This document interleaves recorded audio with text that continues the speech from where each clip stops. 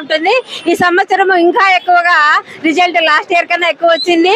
అందుకు మేము చాలా సంతోషిస్తున్నాము. మేము ప్రత్యేకమైనటువంటి తర్ఫీదుతో ఈ మాత్రము సాధించాము.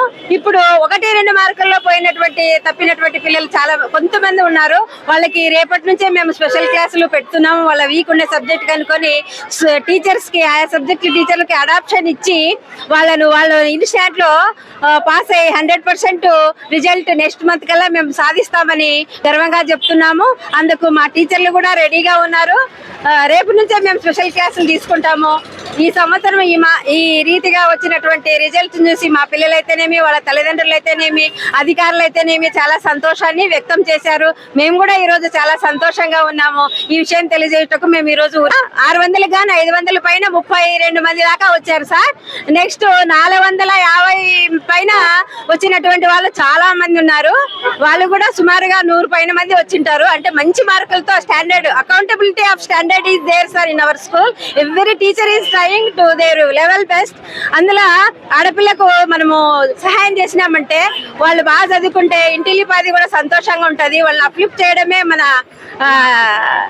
ప్రభుత్వం యొక్క ఆశయం కూడా. కాబట్టి మేము మా వంతుగా ఈ ఆడపిల్లలకి సేవ చేయడం, అందులో మా వాళ్ళంతా బిలో పావర్టీ ఉన్నటువంటి పిల్లలు సార్.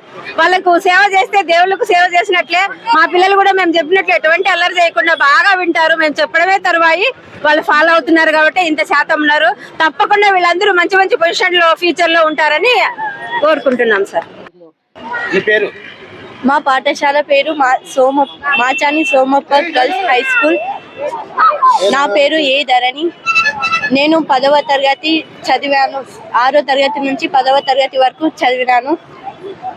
చాలా మంది టీచర్స్ బాగా కృషి చేశారు మా కోసం. అందుకు నాకు 577 మార్కులు సాధించగలిగినాను. నేను కూడా ఇక నుంచి బాగా కృషి చేస్తాను. I want to engineering.